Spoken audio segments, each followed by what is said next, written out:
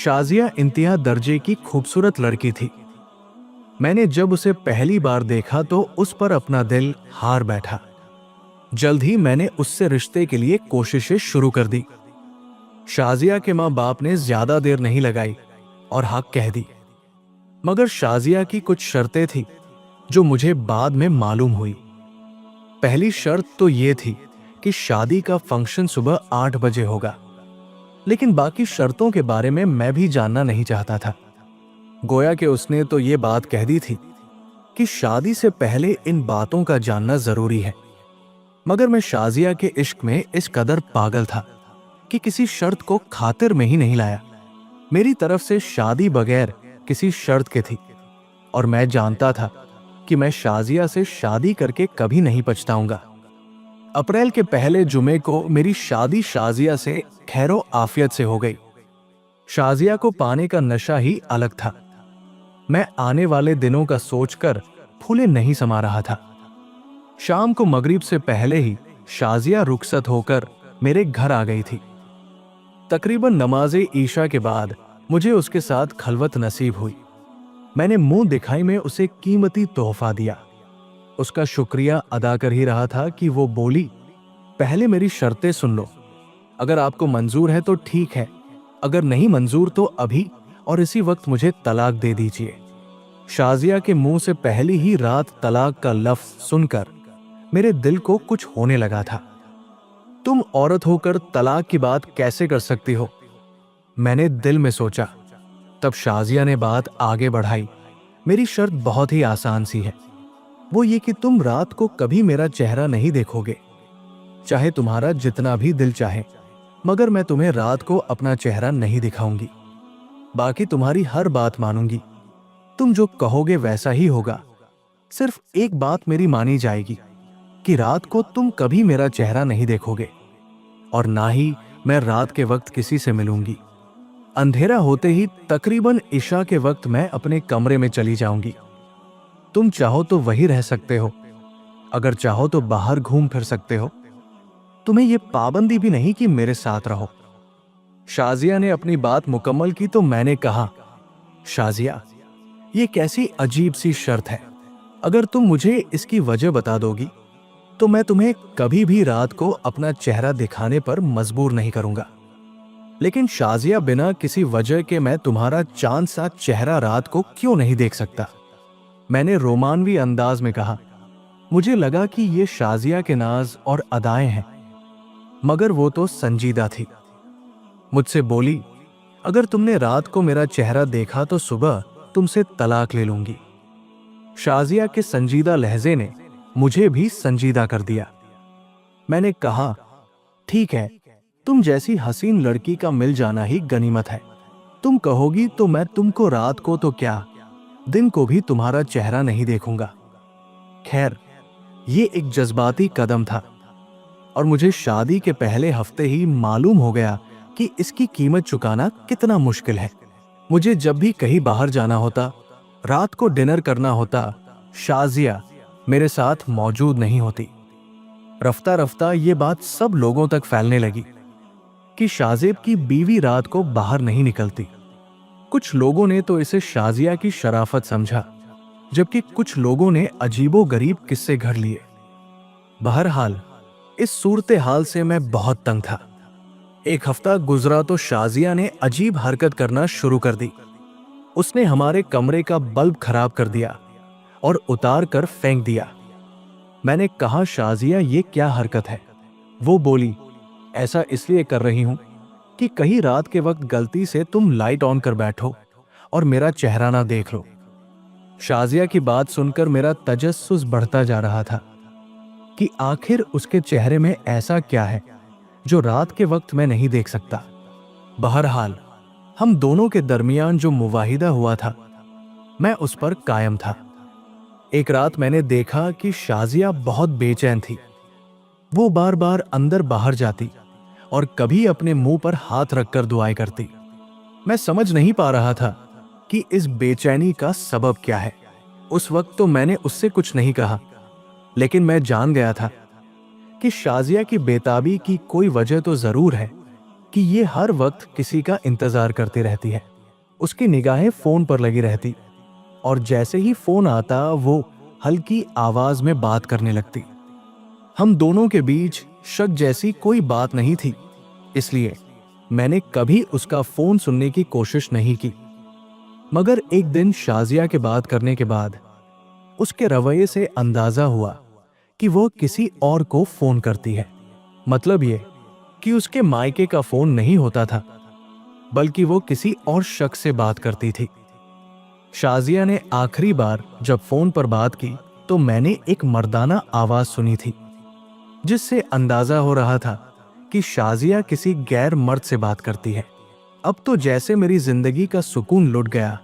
बीवी खूबसूरत तो थी, मगर खूबसूरत ना थी। मैंने सोचा कि अब शाजिया से बात करने की बजाय खुद ही इस मामले को हल करने की कोशिश करूंगा और जल्द ही शाजिया का चेहरा भी रात के वक्त देखूंगा, ताकि मुझे समझ आ जाए कि आखिर मामला क्या है।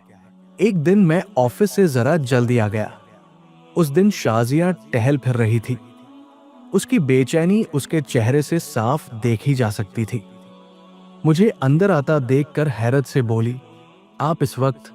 आप तो रात को आते हैं, आज जल्दी क्यों आ गए? उसकी हैरानी देखकर मुझे और गुस्सा आया। क्यों तुम मेरे जाने के बाद ऐसा क्या करती हो कि मेरे जल्दी आने से तुम्हें इस कदर हैरानी हो रही है? मैंने गुस्से से पूछा।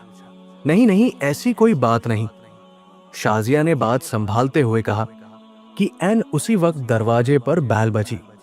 मैंने मशकूक नजरों से शाजिया की तरफ देखा। शाजिया का रंग जैसे नीला पड़ गया। मैंने दरवाजा खोला तो सामने एक आदमी खड़ा था जो पुलिस की वर्दी में मलबूस था। उस वक्त मेरे सामने कोई और होता तो शायद मैं शक करता, मगर इंस्पेक्टर मजहर हयात को अपने सामने देखकर मानो मेरा सारा गुस्सा झाग की तरह बैठ गया। इंस्पेक्टर मजहर हयात मेरा दोस्त था। हम दोनों एक दूसरे को काफी अरसे से जानते थे और मेरी उससे बातचीत भी होती थी, मगर काफी अरसे से मुलाकात नहीं हुई थी। यूं कहिए कि 2 साल से हम दोनों मिले नहीं थे। मैं जानता तो था कि वो हमारे ही इलाके में इंस्पेक्टर तैनात है, मगर मसरूफियत की वजह से हम दोनों की मुलाकात नहीं हो पाई थी। अचानक मजहर को अपने सामने देखकर मुझे तो हैरत हुई, मगर उसने ज्यादा हैरत का इजहार नहीं किया। फौरन ही मेरे गले लग गया और बोला, कहाँ थे तुम यार? इतने अरसे से मुलाकात नहीं हुई। मजहर का अंदाज तो बिल्कुल नॉर्मल था। मैं उसे अंदर ड्राइंग रूम में ले आया, मगर मैं हैरान था कि मैं तो मजहर को अपने घर कभी नहीं लाया, फिर इसे कैसे पता कि मैं यहां रहता हूं? बातों बातों में मैंने मजहर से दरियाफ्त करने की कोशिश की तो वो बोला, यार ये भी कोई बात है, हम पुलिस वालों को अपने इलाके के हर बंदे का पता होता है, तुम तो फिर भी दोस्त हो। मजहर की बात सुनकर मैं फिर भी मुतमईन नहीं हुआ था, क्योंकि मैंने शाजिया को मजहर का मुंतजिर पाया था। मैं जानता था कि जिस अंदाज से शाजिया टहल रही थी, यकीनन वो किसी का इंतजार कर रही थी। इत्तिफाकन वो शख्स मजहर निकला तो मजहर ने मुझसे मिलने का बहाना कर लिया। अब बात मेरी समझ में कुछ कुछ आ गई थी, मगर मैं जानना चाहता था कि आखिर मजहर और शाजिया के बीच क्या चल रहा है। इसलिए मैंने शाजिया पर मजीद शक करना शुरू कर दिया। अब मेरे दिल में जो भी बात होती मैं अपने दिल में ही रखता, शाजिया पर किसी भी किस्म के शक का इजहार ना करता। एक दिन मैंने सोचा कि अगर मेरी बीवी शाजिया मुझे धोखा दे रही है तो मैं भी उसके साथ वो करूंगा जो उसने कभी सोचा भी ना होगा। दिल ही दिल में मैं दूसरी शादी की तैयारियां करने लगा, लेकिन पहले सोचा कि एक बार सब कुछ अपनी तरफ से ठीक कर लूं। उस रात मैंने शाजिया का चेहरा देखना था। मैं जानना चाहता था कि शाजिया रात के वक्त मुझसे अपना चेहरा क्यों छुपाती है।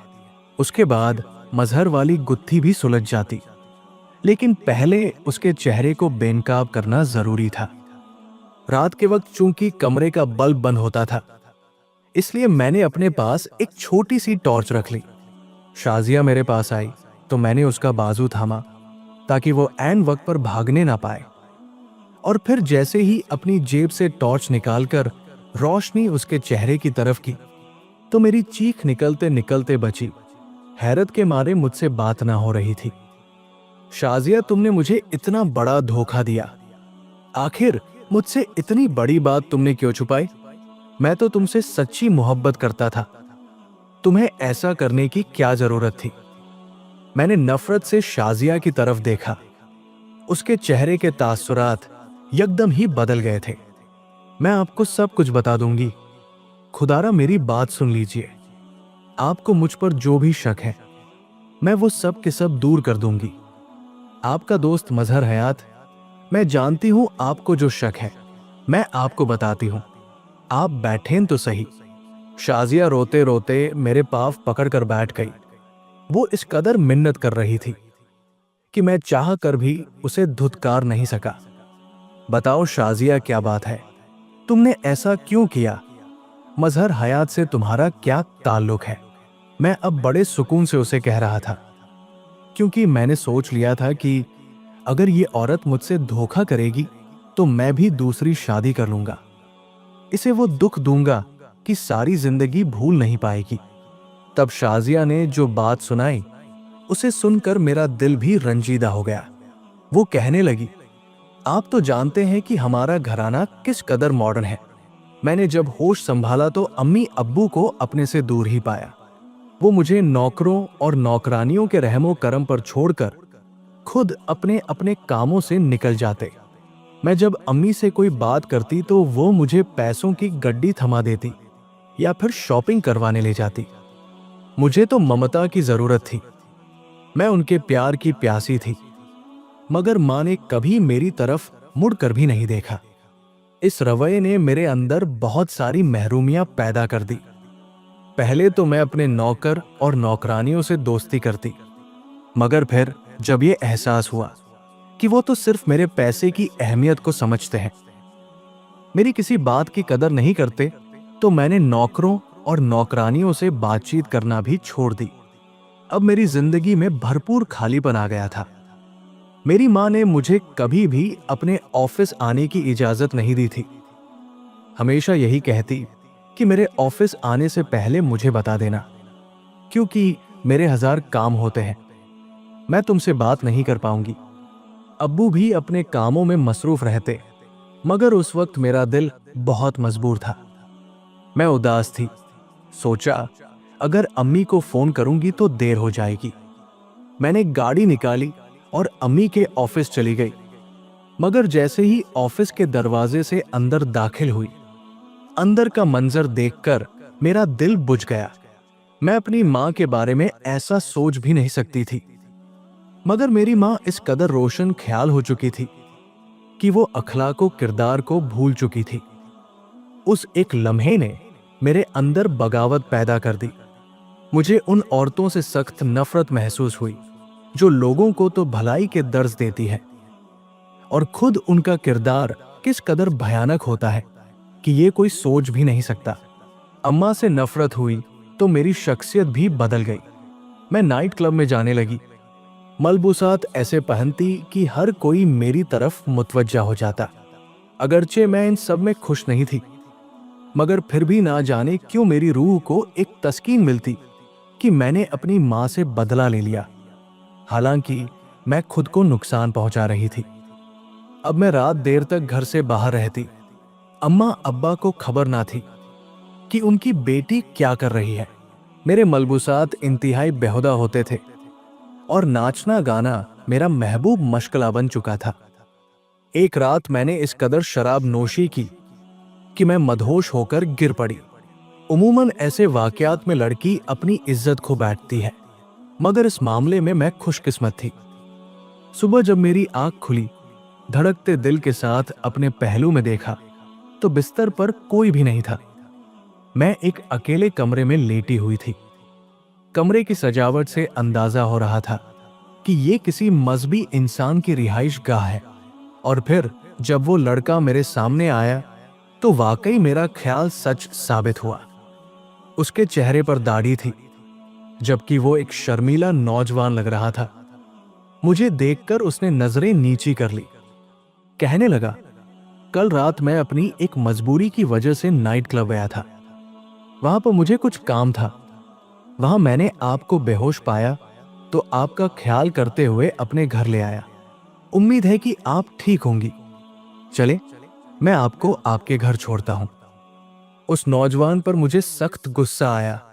फिर उसका हुलिया ऐसा था कि मुझे उससे और भी नफरत महसूस होने लगी। उस दिन तो वो मुझे छोड़कर चला गया। मुझे उससे बिल्कुल भी कोई हमदर्दी नहीं थी और ना ही मैंने उसका शुक्रिया अदा किया। वजह शायद ये उसका हुलिया था जिससे मेरी मां ने हमेशा नफरत की थी, और ऐसी ही नफरत मेरे भी दिल में इन दाढ़ी वालों के लिए मौजूद थी। मगर उस नौजवान ने मेरा पीछा नहीं छोड़ा। वो बार बार मेरे पीछे आता और कहता कि मैं तुमसे मोहब्बत करता हूं। मेरी सहेलियों ने जब ये बात देखी तो वो बोली कि तुम इससे अपनी जान छुड़वा क्यों नहीं लेती? ये तो हर वक्त तुम्हारे पीछे आता है, तुम्हें तंग करता है। अगर ऐसा ही रहा तो बाकी लड़के तुमसे डरना शुरू हो जाएंगे। तुम उसका हुलिया तो देखो कितना खतरनाक लगता है। अपनी सहेलियों की बात सुनकर मैंने उस लड़के को सबक सिखाने का सोचा। लड़के का नाम सऊद था। एक दिन उसने मुझसे बात करने की कोशिश की तो मैंने कहा कि शाम को तुम बहादुरी का मुजाहिरा करना और मेरी सहेलियों के सामने खुद को साबित करना, तब हो सकता है कि तुम्हारा काम बन जाए। मेरी बात सुनकर वो बहुत खुश हुआ। अगली रात जब मैं नाइट क्लब से निकल रही थी तो वो मुझे मेरे सामने ही दिखाई दिया। अकीदत से झुकी नजरें। वो मेरी मोहब्बत में वहां आया था। मैंने पुलिस को पहले ही खबर कर रखी थी कि एक शख्स रोजाना मुझे तंग करता है। मैंने उसी वक्त कॉल मिलाई और पुलिस 2 मिनट के फासले से चलकर हमारे पास आ गई। उन्होंने लड़के को हथकड़ियां लगाई और पुलिस वैन में बिठा कर ले गए। मैं अपनी सहेलियों के साथ खिलखिलाकर हंसने लगी। मुझे अंदाजा नहीं था कि वो इस कदर बेवकूफ निकलेगा। बहरहाल उसको थाने पहुंचाकर मेरे दिल को सुकून पहुंचा। मगर फिर अगले दिन सहेलियों के भड़काने पर कि उसकी हालत मालूम तो कर लूं, मैं थाने चली गई। मगर थाने पहुंचकर जैसे मेरा कलेजा ही फट गया। पुलिस वालों ने मार मार कर उसका भूरतान निकाल दिया था। वो बहुत अजियत में लग रहा था। चेहरे पर खून के निशान थे, जबकि तशद्दुद के बाइस उसकी आंखें सूजी हुई थी। उसे देखकर मुझे सख्त अफसोस हुआ। उसकी आंखों में मोटे मोटे आंसू थे। मुझे देखकर उसने आसमान की तरफ देखा और बोला, मैंने अपना मामला अल्लाह ताला पर छोड़ दिया है। खुदा करे तुम्हारी रातें कभी पुरसुकून ना हो। उसकी बद्दुआ ने मुझे अंदर तक दहला दिया। मगर मैंने बज़ाहिर किसी किस्म की परेशानी का इजहार नहीं किया। उस वक्त तकरीबन सुबह के 7 बज रहे थे जब मैं अपनी सहेलियों के साथ उससे मिलने गई थी। हम लोगों की आदत थी कि हम लोग सारी सारी रात जागती और दिन के वक्त सोती थी। हालांकि मेरे माँ बाप माकूल शख्सियत के मालिक थे। बहरहाल उस दिन मैं शाम को सोकर उठी तो मुझे अपने चेहरे पर जलन सी महसूस हुई। मुझे लगा कि शायद गर्मी की वजह से ऐसा हो रहा होगा, मगर वो जलन बढ़ती ही गई। यहां तक कि रात 8 बजे जब मैंने आईने में अपना चेहरा देखा तो अपना दानों से भरा चेहरा देखकर मेरी चीख निकल गई। मुझे अपना आपा देखकर रोना आ रहा था। सुबह के वक्त तो मैं सोई हुई थी।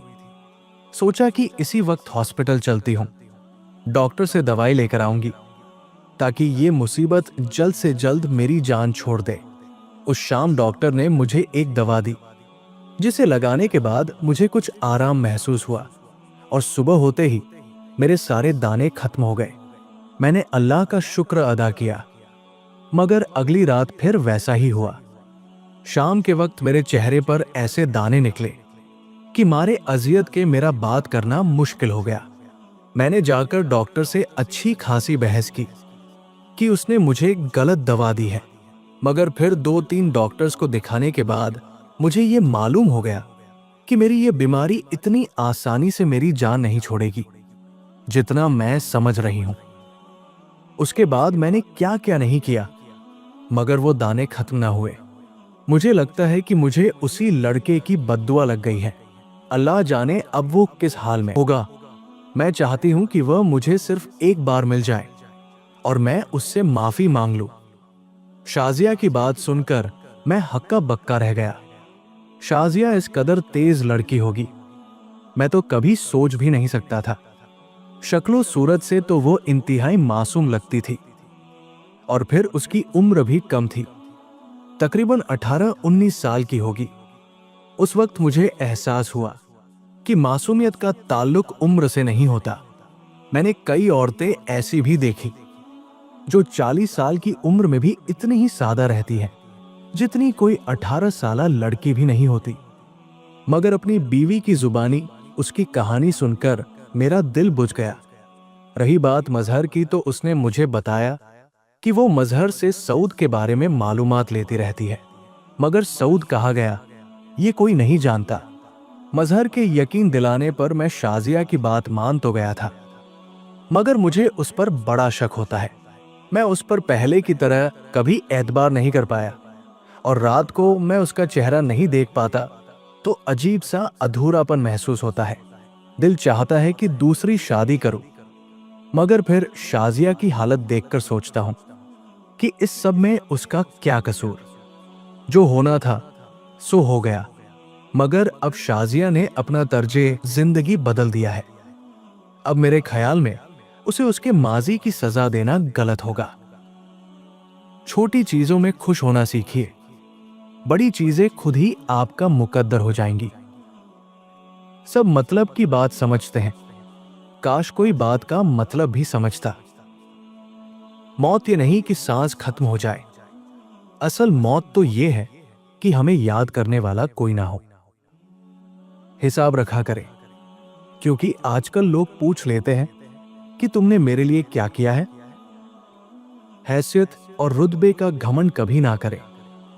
याद रखें, उड़ान हमेशा जमीन से शुरू होकर जमीन पर ही खत्म होती है।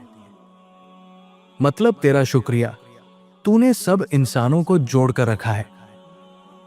दर्दनाक ये है कि आप किसी शख्स को आंखों में जगह दें और वो आपको अंधा कर जाए। इंसान बड़ी अजीब फितरत का मालिक है। ये मरे हुओं को रोता है और जिंदों को रुलाता है। अपना हिस्सा मांग कर देखो, सारे रिश्ते बेनकाब हो जाएंगे, और अपना हिस्सा छोड़कर देखो, कांटे भी गुलाब हो जाएंगे। जिस घर में औरत हाथ से कपड़े धोती है, उस घर से दो चीजें खत्म हो जाती हैं। नंबर 1, हाथ से कपड़े धोना डिप्रेशन को दूर करता है। नंबर 2, कपड़ों का धोना रंजों गम और हिज़्नो मलाल को दूर करता है। बदी छुप कर करते हो तो नेकी भी छुप कर करो, यही इखलास है। परेशानियों की गठरी को कमर पर लादे हुए ना फिरा करो। वक्त से पहले कमर दोहरी हो जाएगी और तुम बूढ़े हो जाओगे। गठरी को अल्लाह पाक के सामने रख दो, हल्के फुल्के हो जाओगे और बुढ़ापे में भी जवान रहोगे। अपनों की छोटी छोटी खुशियों का ख्याल रखने के बदले आपको बड़ी बड़ी खुशी हासिल होंगी। जिंदगी की सबसे बड़ी इन्वेस्टमेंट हम किसी इंसान पर करते हैं, अपनी जिंदगी का कीमती वक्त सौंप कर, और वही शख्स हमें अपनी जिंदगी से फिजूल समझकर निकाल देता है। अल्लाह ताला चाहता है जिस तरह माँ बाप की मोहब्बत पर तुम शक नहीं करते, उसी तरह उसकी मोहब्बत पर भी यकीन रखो, जो 70 माओं से ज्यादा तुमसे मोहब्बत करता है। उम्र से ज्यादा हालात इंसान को जल्दी बूढ़ा कर देते हैं। इंसान को काम और मेहनत से इतनी थकावट नहीं होती जितना लोगों के रवैये थका देते हैं। दुआएं कसरत से किया करो, क्योंकि तुम्हें नहीं मालूम कि कई मर्तबा तुम गिरने ही वाले थे, मगर तुम्हारी दुआओं ने तुम्हें थाम लिया। लोगों का शिकवा ना करो, बल्कि खुद को बदलो। पाप को मिट्टी से बचाने का तरीका जूता पहनना है, ना कि सारे शहर में कालीन बिछाना। वीडियो को लाइक करें, चैनल को सब्सक्राइब करें। शुक्रिया।